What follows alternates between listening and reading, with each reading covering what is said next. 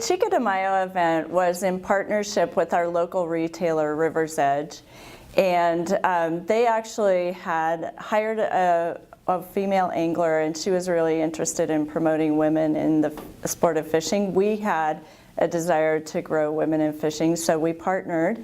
And we liked the idea of centering it around a festive event like Cinco de Mayo, which is how we landed on Chica de Mayo. And so we have been hosting that event for 10 years now. We just celebrated our 10th anniversary.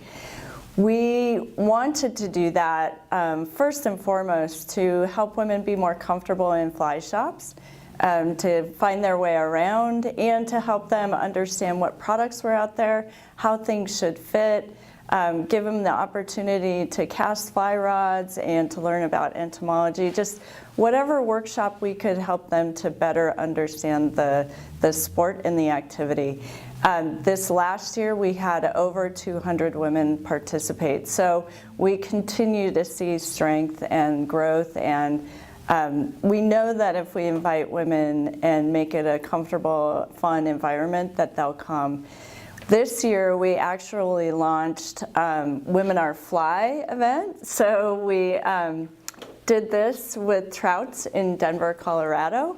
And the whole idea was similar to Chica de Mayo, but it's something that we're going to roll out to our entire dealer base. So we're excited about that and growing the sport of women in fishing.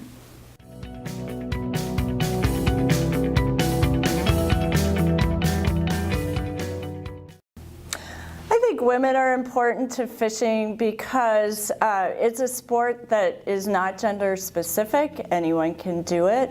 I think it's a great opportunity to get people outside and in the environment. And the more people that we have fishing, the more people that we have promoting healthy fisheries and supporting conservation and public access issues. And then I would just say that from my experience, when women are participating in the sport, it just creates a great environment, a great vibe. It helps to get families and kids out and going to fish together. And it allows people to have more adventures and more stories and have their best days on the water.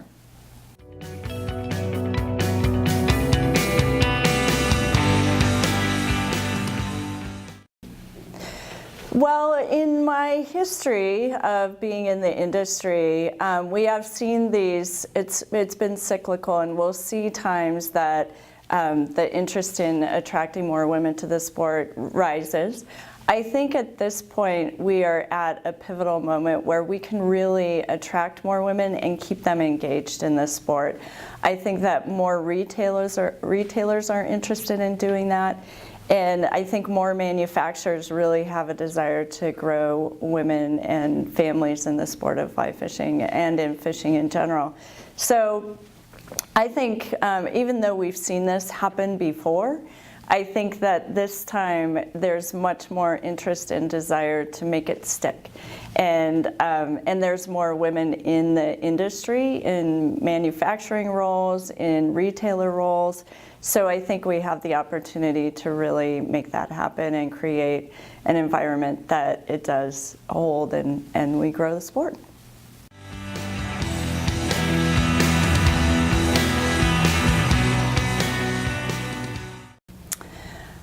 Lessons learned from marketing to women is to make sure that you really are speaking to a targeted audience and don't generalize. So in the events that we've hosted over the years or the marketing that we've done, we've tried to be creative and honest with the women that we're speaking to. We don't act like they don't know anything. That's really a downfall of some organizations. And we want to make it inviting, and women really like social events. They like the idea of having fun, and so we try and incorporate that. There's also an opportunity to incorporate families in marketing, because a lot of times women are if they have kids, they're the ones that are getting them out, and so including them is really important. And just in general, I think give them a variety. You know, don't do kind of a one-size-fits-all or a cut and paste that you apply across markets. Try and be targeted to the audience you're speaking to.